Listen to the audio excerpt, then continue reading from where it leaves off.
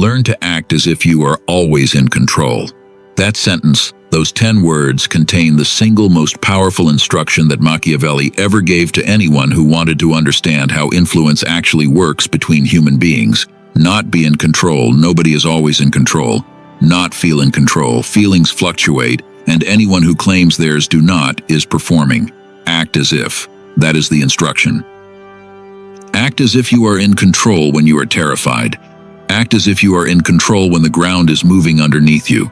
Act as if you are in control when every piece of information arriving in real time is telling you that things are not going the way you planned.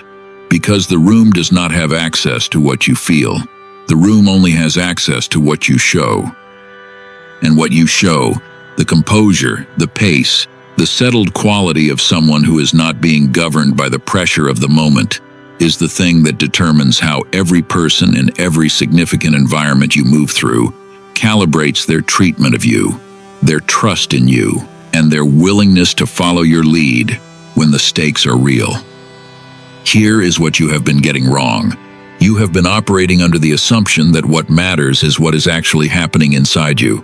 That if you feel uncertain, the honest thing to do is let that uncertainty show. That if you feel anxious, the authentic thing to do is let the anxiety reach your voice, your pace, your posture. That performing composure when you feel anything other than composed is somehow dishonest, a form of fakery that a person with integrity should not practice.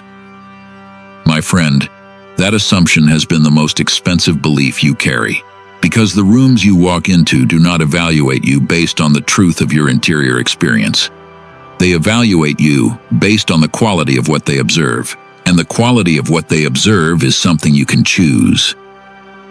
That choice, the deliberate, practiced daily discipline of choosing what reaches the surface and what stays inside, is not dishonesty.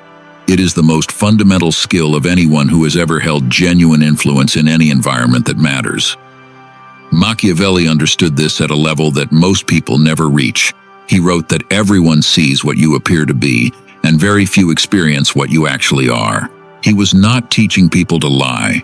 He was teaching people that the appearance of control is itself a form of control, that the room which perceives you as composed, as settled, as someone whose internal state is not being destabilized by external pressure, treats you as though you are those things. And the treatment, once it arrives, reinforces the very quality it was responding to. The room treats you as in control. The treatment gives you actual control.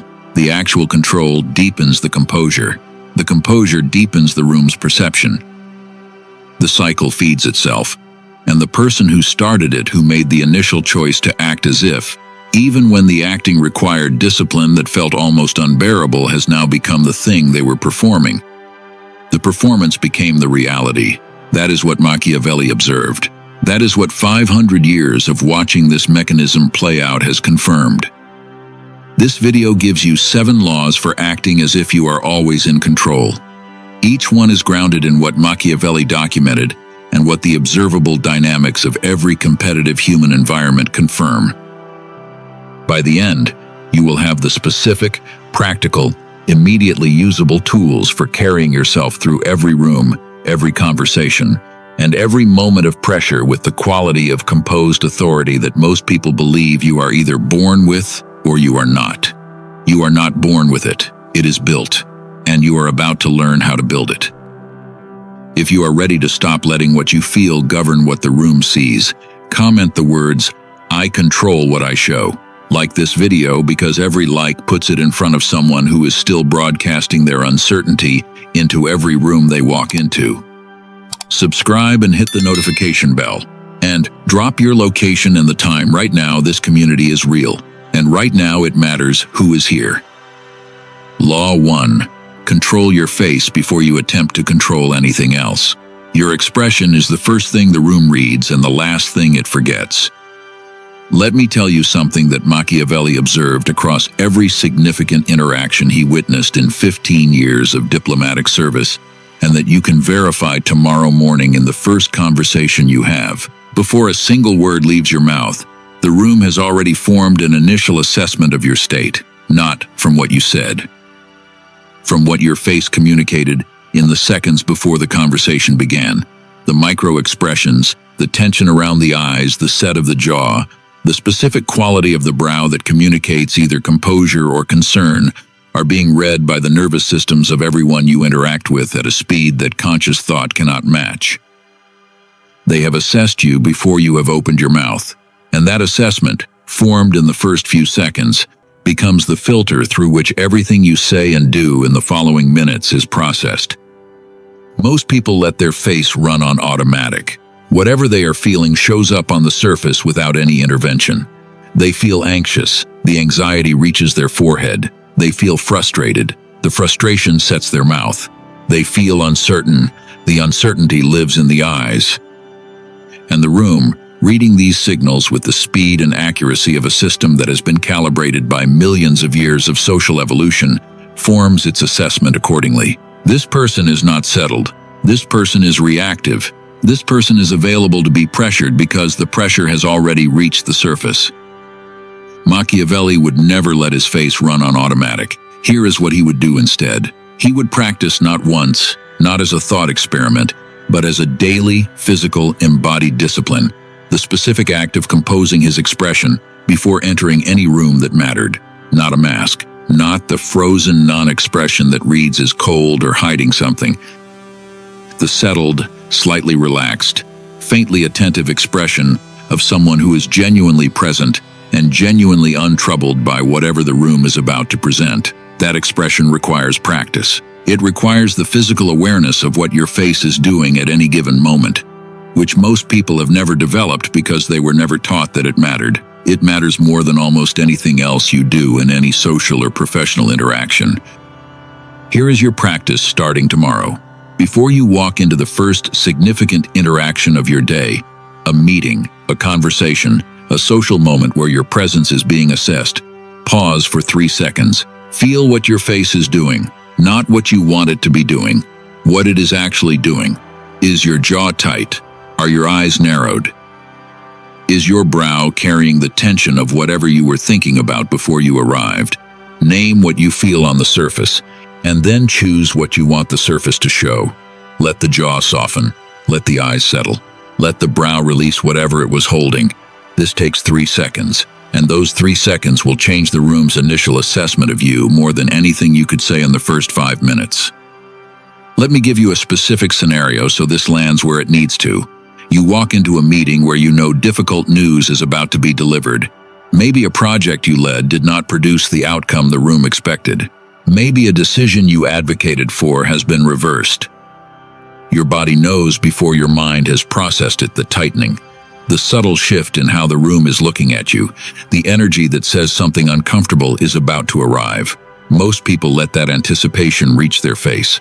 The brow furrows slightly, the jaw sets, the eyes narrow, and the room, which is watching you as much as it is watching the news, registers the fear before the news has even been delivered. You have already told the room that this lands badly for you. You have already shown that the news has power over your composure. And that showing in the seconds before the conversation has even properly begun has positioned you as the person the news happened to, rather than the person who will navigate through it. Machiavelli would walk into that room with a face that communicates one thing and one thing only: readiness. Not happiness, not indifference, readiness. The settled, composed, slightly attentive expression of someone who is prepared for whatever the room is about to deliver, and who will respond to it at their own pace rather than at the pace the news dictates. That expression, practiced, deliberate, chosen, changes the room's entire assessment of your position before a single word has been exchanged. If this landed, comment, "I choose what my face shows." Law 2. Speak slower than you feel. Because urgency in your voice is the most reliable signal of internal instability that any room can detect. My friend, I need you to hear this one carefully, because it corrects something that has been operating in your communication for a very long time without you being aware of it. When you feel pressure, when you are challenged, questioned, put on the spot, or operating in an environment where the stakes feel high, your speaking pace increases. Not dramatically in most cases, subtly. Just enough that the room, which is calibrated to read vocal pace as a signal of emotional state, registers the increase and draws the conclusion, this person is not settled right now. This person is being moved by the situation.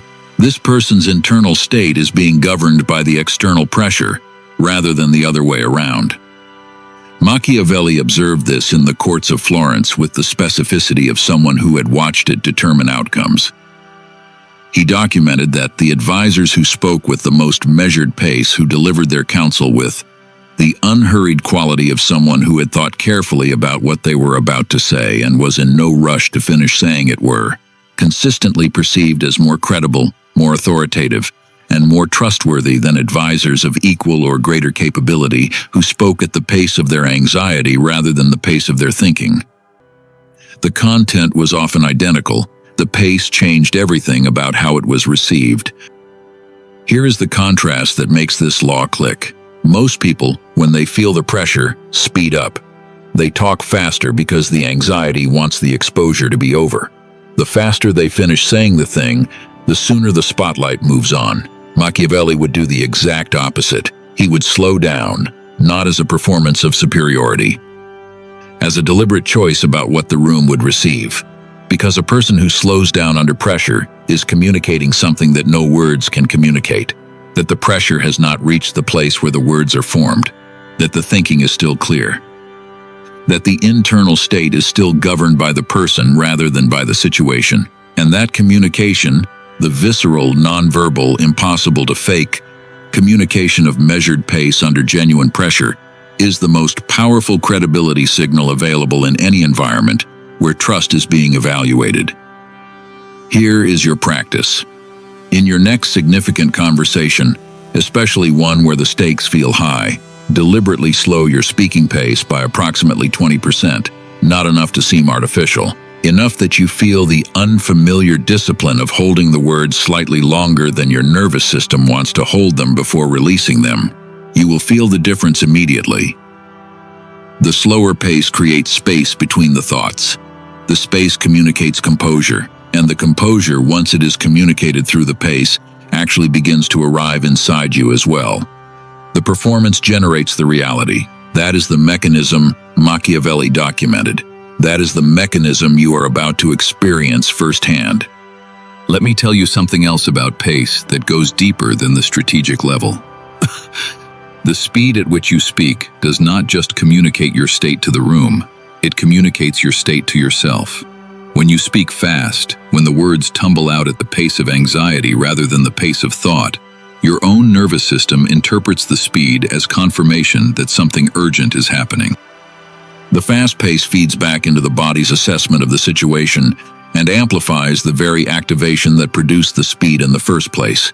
You are creating a loop. The anxiety makes you speak faster. The faster speaking makes the body more anxious. The increased anxiety makes you speak even faster, and the room, watching this acceleration, is receiving a broadcast that says everything you need to know about this person's internal state right now. Machiavelli would break that loop at the source. He would slow the pace deliberately, not because he felt calm, but because he understood that the deliberate slowing of pace produces calm. The body takes its cues from the behavior. Slow speech tells the nervous system that the situation is manageable. The nervous system responds by lowering the activation. The lower activation produces clearer thinking, and the clearer thinking produces better words.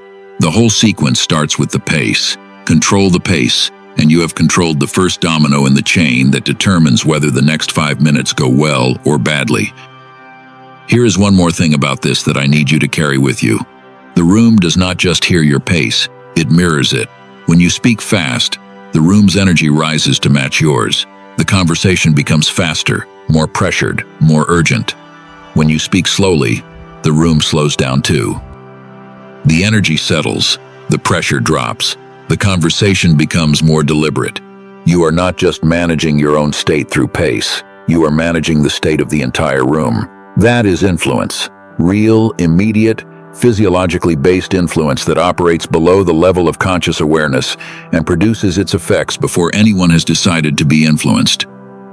Comment, I speak at the speed of my thinking, not my anxiety, if this just gave you a specific tool you can use in your next conversation. Law 3. When chaos arrives, move slower, not faster. The calm person in a crisis is the person the room instinctively follows. Before I get into this one, let me tell you why it matters at a level that goes beyond professional strategy.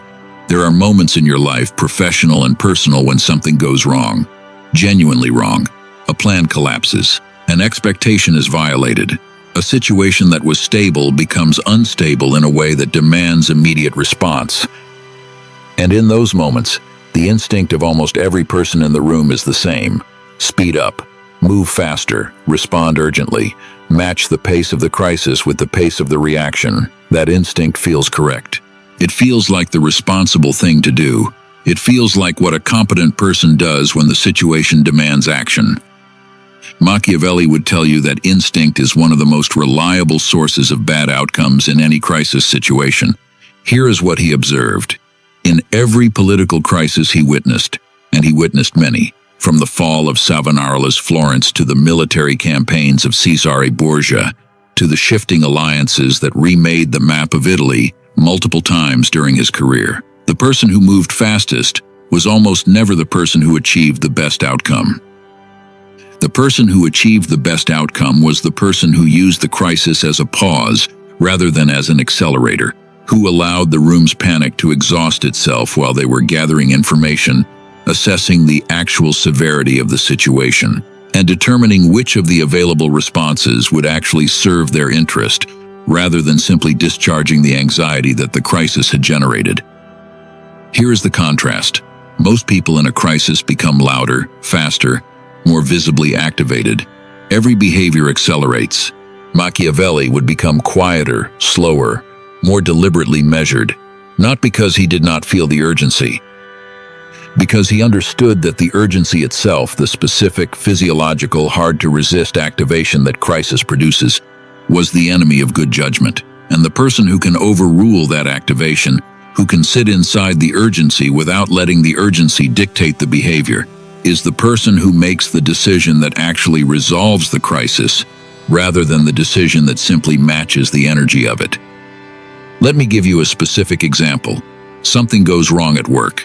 An outcome that was expected did not arrive. A deadline was missed. A client is upset. The room is activated. People are moving fast, sending urgent messages, calling meetings, generating the visible performance of response that the situation seems to demand. And you, having internalized this law, do something different. You slow down. You take a breath that nobody sees. You ask one question before acting. What does this situation actually require right now? And what does it only feel like it requires because the panic is making everything seem equally urgent? That question, asked in the calm that your deliberate slowing down has created, produces a clarity that the fast response never allows. And the action that follows, measured, precisely aimed, delivered at the pace of genuine thought rather than the pace of panic, will be the action the room remembers. Not because it was the loudest, because it was the most effective. Machiavelli would say to you very directly, the crisis is the room's opportunity to see who you really are. Everything before the crisis was preparation. The crisis is the performance. And the person who performs composure under genuine pressure, who moves at the pace of thought when everyone else is moving at the pace of fear, is the person the room trusts from that moment forward with a quality of trust that no calm weather performance could ever produce. Let me give you one more thing about this law that connects it to everything Machiavelli understood about leadership under pressure. The person who slows down in a crisis does not just make better decisions, they become the decision maker. The room, which is looking for someone to follow in a moment where the usual order has been disrupted, gravitates toward the person who appears least disrupted, not the loudest person, not the most urgent person, the least disrupted person. That gravitational pull is automatic. It is biological. It is the same mechanism that makes any group of frightened animals follow the one that is moving with the most calm. The calm signals competence. The competence signals safety. And safety in a crisis is what every nervous system in the room is seeking. Machiavelli would tell you that your career will be defined not by how you perform in the calm, but by how you perform in the crisis. The calm performances are expected. The crisis performance is the test, and the test passed with the specific quality of measured composure that these laws are building in you produces a reputation that no amount of calm weather excellence could ever match. Because the room remembers the crisis, it forgets the ordinary Tuesday. It remembers who was settled when the ground was shaking, and it gives that person something that cannot be earned any other way: the trust that is reserved for the person who has been tested and did not break. Comment: I slow down when the room speeds up if you are ready to start treating crisis as the moment that builds your reputation rather than the moment that reveals your cracks. Law 4. Never explain a decision you have already made. Explanation after the fact is the language of uncertainty, and uncertainty is the most expensive thing you can broadcast. My friend, this law is going to challenge something you have been taught your entire life. You have been taught that explaining your reasoning is the mark of a thoughtful person, that walking people through your decision-making process demonstrates transparency and earns trust, that the person who can articulate why they did what they did is the person who deserves the room's confidence. And in certain contexts, close relationships, trusted partnerships, environments where vulnerability is genuinely safe, that is true. But in any contested environment, any professional dynamic where your position is being evaluated, any moment where the room is assessing whether you are the kind of person who holds their position or the kind who needs the room's agreement to feel settled in it, explanation after the fact is one of the most costly habits you carry. Machiavelli would never explain a decision that had already been made. Here is why. He observed that the ruler who explained was the ruler who invited evaluation, and evaluation, once invited, does not always conclude in the explainer's favor. The explanation opens every component of the reasoning to scrutiny. Each step in the logic can be questioned. Each assumption can be challenged. Each judgment call can be second-guessed by someone who was not in the room when the decision was being made and who does not have the full context that made the decision necessary. The explanation, which was supposed to strengthen the decision by showing the thinking behind it, has actually weakened it by making the thinking available for public dissection. What Machiavelli would do instead is hold the decision with the composed confidence of someone who does not need the room's retrospective agreement to remain settled in what they chose, not arrogantly, not with the dismissive energy of someone who does not value input, with the specific, quiet, unmistakable composure of someone who weighed the options, made the call, and is now focused on the outcome rather than on the room's opinion of the process. Here is how this plays out in your real life. You made a decision at work, a significant one, and a colleague questions it, not with hostility, with genuine curiosity. Why did you go that direction? What made you choose this approach over the alternatives?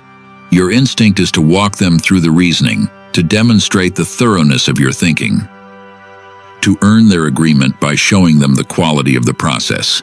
Machiavelli would look at that instinct and say, the moment you open the case file, the case is on trial, and a case on trial can be lost. Keep the file closed. Say something like, I evaluated the options, and this was the direction that made the most sense. If the outcome needs adjustment, I will adjust it. That response communicates three things simultaneously. You thought about it, you are confident in it, and you are focused on results rather than on the room's evaluation of your process. Those three communications landed cleanly and without the additional layer of detailed explanation produce more trust than any walkthrough of your reasoning ever could. Let me give you a deeper example of why this matters so much. Think about the last significant decision you made that was questioned afterward. Maybe it was a hiring decision.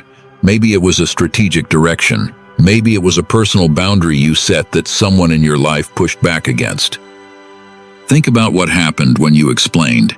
Did the explanation produce acceptance, or did it produce more questions, more challenges, more of the specific back and forth that happens when a decision has been opened for public evaluation? Most of the time, the explanation produces more questions, not because the explanation was bad, because the explanation signals that the decision is still being processed, that it is not yet settled, that the person who made it is still in the phase of evaluating whether it was the right call. which means the room has permission to evaluate alongside them. The room takes the permission, the evaluation begins. And the evaluation, once it has begun, does not end with agreement. It ends with the room forming its own conclusion, which may or may not match yours, based on a partial view of the information you had when you made the call. Machiavelli would say, close the file. The decision is made. The reasoning is yours. The outcome will demonstrate whether the reasoning was sound, and the outcome, the actual, observable, measurable result, is the only form of evaluation that matters. Everything else is the room's attempt to participate in a process that belongs to you. Let the outcome speak, and until the outcome arrives, carry the decision with the specific quality of composed certainty that communicates to the room, this person has decided. The deciding is done. What remains is the doing, and the doing does not require the room's agreement to proceed. Comment, I hold my decisions without defense. If this just changed how you see the next time someone asks you to justify a call you already made. Before I move to Law 5, let me connect what you have heard so far. The first 4 laws are about what you control about yourself. Your face, your voice, your pace under pressure, your response to being questioned. These 4 things, managed deliberately, practiced consistently, change the room's perception of you more fundamentally than any change in what you say or what you do. Because the room was never evaluating your content, it was evaluating your composure.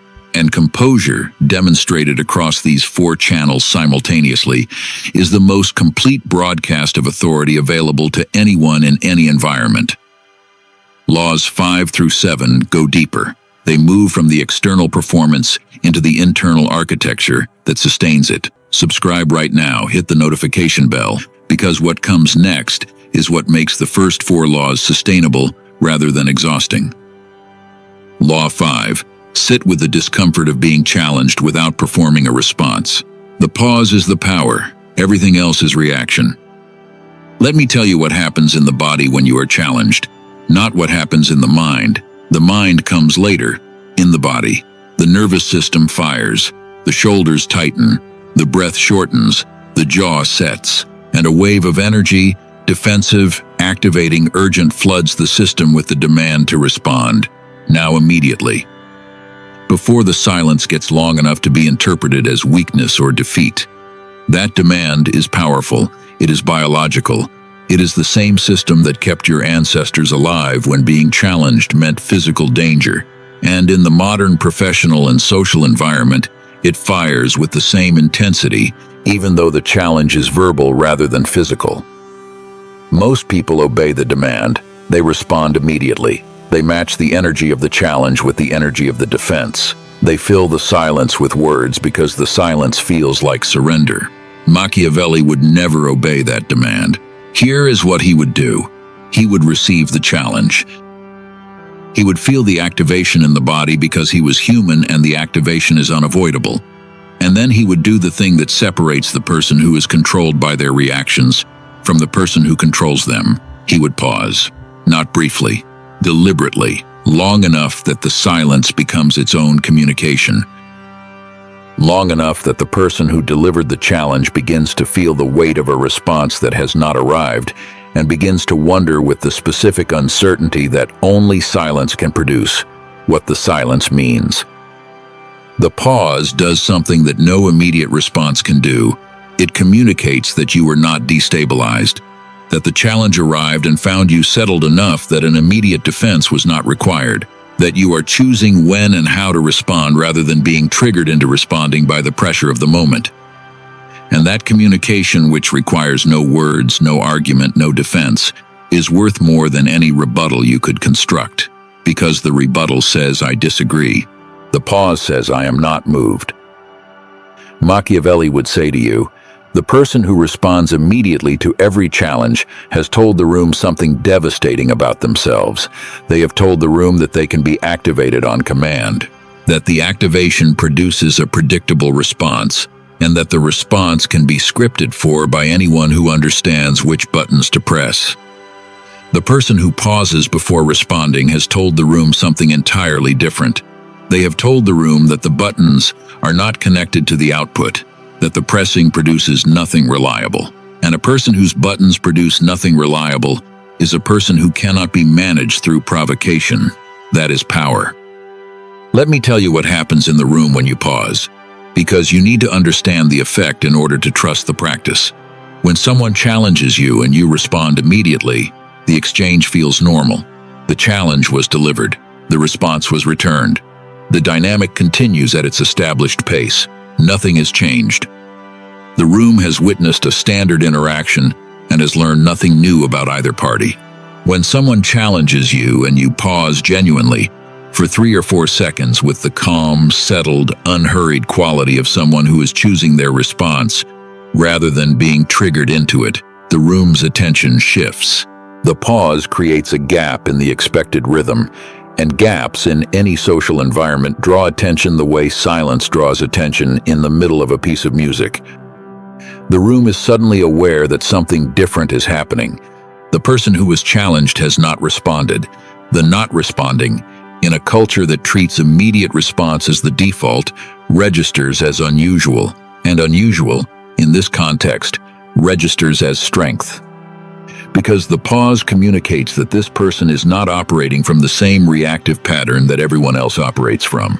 They are operating from somewhere deeper, somewhere more deliberate, somewhere that the challenge cannot reach quickly enough to produce the expected output. Machiavelli would tell you this about the pause.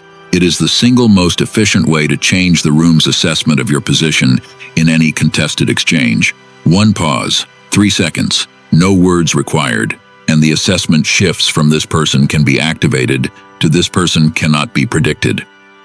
And an unpredictable person, in any competitive environment, is a person who must be approached with more care, more respect, and more genuine engagement than the predictable one. Comment I pause before I respond if you are ready to start letting the silence do what your words have been failing to do. Law 6. Let them see you unbothered by what was meant to bother you. Composure under deliberate attack is the strongest counterattack available. My friend, this law is about the specific situation that most people handle worst and that carries the highest strategic stakes. The moment when someone deliberately tries to destabilize you, not through accident, through intention, the comment designed to sting, the question designed to unsettle, the public challenge designed to provoke the reaction that will damage your image more than the challenge itself ever could. These moments are tests, and the person administering the test has scripted a specific outcome, your visible destabilization. That is what they are looking for. That is what they have designed the interaction to produce. Machiavelli observed these tests happening in every court he ever sat in. He watched capable men fail them repeatedly, not because they lacked the intelligence to see what was happening, but because the emotional activation of the challenge overrode the strategic awareness that would have told them not to take the bait. The bait was always the same, a provocation designed to be intolerable. And the response was always the same. The intolerable provocation produced the intolerable reaction, and the reaction, not the provocation, became the story the room remembered. Here is what Machiavelli would do instead. And this is the contrast that will change how you handle every deliberate provocation you encounter from this point forward. He would receive the provocation. He would feel it land because he was a human being, and provocations land in human bodies whether we want them to or not. And then he would do the thing that destroys the entire strategy of the person who delivered it.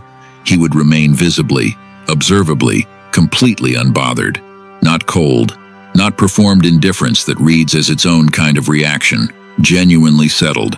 The expression does not change, the pace does not shift, the body does not tighten. The response, when it arrives at the same measured pace as everything that came before it, as though the provocation was registered and evaluated, and found to be insufficiently interesting to warrant a change in operating mode.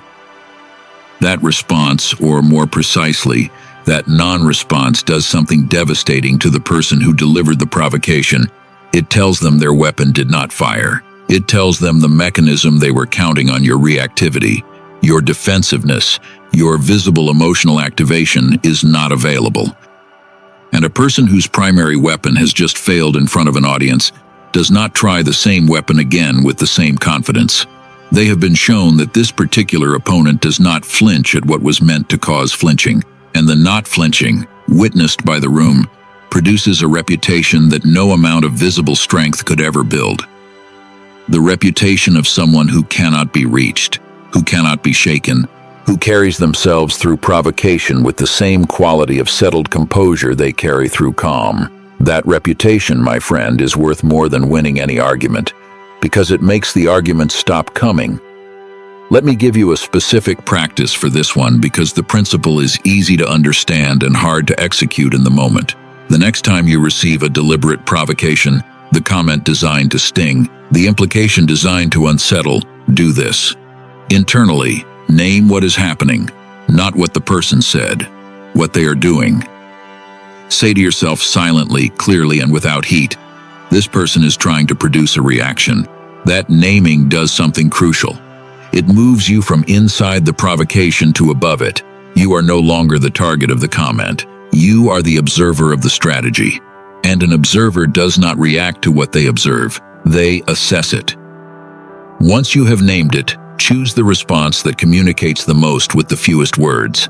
A slight nod, a brief, warm, entirely unbothered acknowledgement, and then back to whatever you were doing before the provocation arrived. No defense, no counterattack, no engagement with the content of what was said, just the settled continuation of someone who registered the attempt and found it insufficiently interesting to warrant a change in direction. Machiavelli would say to you about this practice, the person who can do this once has demonstrated composure. The person who can do it consistently has demonstrated something far more valuable. They have demonstrated that the composure is structural, that it is not a one-time performance that can be broken by a harder push, that it is built into the foundation of how they operate. And a foundation that cannot be broken by pushing is a foundation that people eventually stop pushing against. That is the goal, not to win the exchange, to make the exchange stop being offered. Comment, I am unbothered by what was designed to bother me, if you are ready to stop giving the provocateur the reaction they are building their strategy around. Law 7. The person who acts in control long enough becomes in control. The performance and the reality eventually merge. This is the last law, and it is the most important one in this entire video. So I need you here. I need you focused, because this law answers the question that has been sitting underneath every other law since the beginning. Is this all just performance? Is acting as if just pretending? Is the composure just a mask that will eventually crack and reveal the anxious, uncertain, reactive person underneath? Here is what Machiavelli understood about performance that most people who dismiss it as fakery never grasp. The performance is the training. When you act as if you are in control, when you choose the composed expression, the measured pace, the deliberate pause, the unbothered response, you are not just managing what the room sees. You are training your own nervous system to operate from a different baseline. Every time you choose composure over reactivity, the neural pathway that produces composure gets stronger, and the neural pathway that produces reactivity gets weaker. Every time you slow down under pressure instead of speeding up, the association between pressure and slowness deepens, and the association between pressure and panic loosens. The performance is the practice, and the practice, repeated across hundreds of interactions over months and years, produces the genuine article. Not the performance of composure, but the actual, embodied, structurally present reality of it. Machiavelli would never dismiss performance as fakery. He would say something very direct.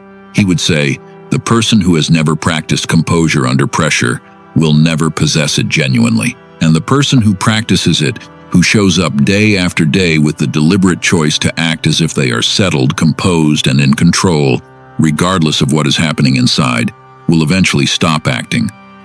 Because the acting will have rewired the system, the performance will have become the default, the mask will have become the face. Here is what this looks like in your life over the next 90 days.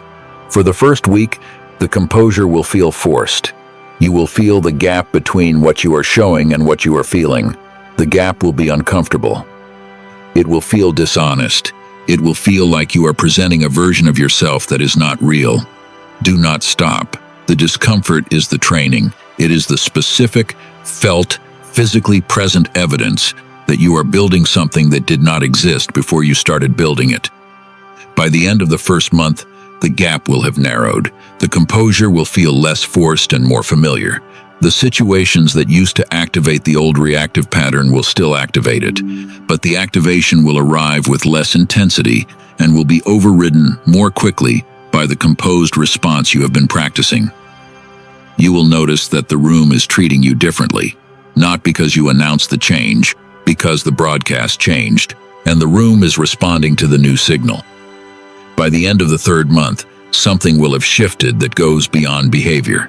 The composure will have settled into the body. The measured pace will have become the natural pace. The pause before responding will no longer require conscious effort. It will simply be how you operate. The person who started this practice 90 days ago will look at the person in the mirror and recognize someone who was always there underneath the reactivity. Someone who was always capable of this quality of composed presence. Someone who just needed the practice, the daily, unglamorous, repetitive practice of choosing what to show to finally allow that version of themselves to become the one the world encounters. Machiavelli would tell you one final thing about this law. He would say that the men who held the most durable positions of power and influence across every political environment he ever studied were not the men who were born with the most natural composure. They were the men who had practiced it the longest. The composure was built. The authority was constructed. The appearance of control was trained into the body through repetition until the appearance became the reality, and the reality became the reputation, and the reputation became the kind of durable, structural, permanently installed quality that nothing the room could do, could reach, or dismantle. That is what you are building, not a mask, a practice that becomes a truth. And the truth, once it is built, does not need to be performed anymore. It simply is. Comment, I am becoming what I practice. If you understand now that the gap between the performance and the reality closes with every single repetition. My friend, before I close this out, let me say something directly to you. Every law in this video, the face, the voice, the pace under pressure, the held decision, the deliberate pause, the unbothered response, the practice that becomes the truth, every single one of them is asking you to do the same thing. It is asking you to choose. Not once, every day, in every interaction, to choose what reaches the surface and what stays inside, to choose the settled version over the reactive version, to choose the composed response over the urgent one, to choose the deliberate pace over the anxious one. The choosing is the practice is the building. And the building, accumulated over time across every significant moment of your professional and personal life, produces the one thing that no amount of talent, intelligence, or effort can produce on its own. It produces the specific, observable, deeply felt quality of someone who is always, always in control. Not because they were born that way, because they chose it every day until the choosing became unnecessary, because the choice had become who they are. And here's the final thing I need you to carry out of this video. The 7 laws you just heard are not 7 separate skills. They are 7 expressions of one skill. And that skill is the management of the gap between what you feel and what you show. That gap exists in every person, in every interaction, in every moment of pressure and calm alike. The reactive person closes the gap to zero whatever they feel, they show. The composed person holds the gap open, feeling fully while choosing what reaches the surface. Machiavelli would say that holding that gap open is the most fundamental form of power available to any human being. Not power over others, power over the one thing that determines every other outcome in your life, the quality of what you broadcast into every room you enter. You are building that power now, not through theory, through practice, through the daily, unglamorous, genuinely difficult discipline of catching the reactive impulse before it fires, choosing the composed alternative, and allowing the room to see the version of you that you have decided to show, rather than the version that the situation is trying to extract. That practice starts now. Not tomorrow, not when the stakes are high enough to warrant it. Now, in the next conversation, in the next moment of pressure, In the next challenge that arrives and expects the old response, and instead receives the new one measured, composed, deliberately unhurried, and utterly impossible to rattle. Like this video if any of these 7 laws gave you a specific tool you did not have before today. Share it with someone you know who keeps letting what they feel govern what the room sees. They need this.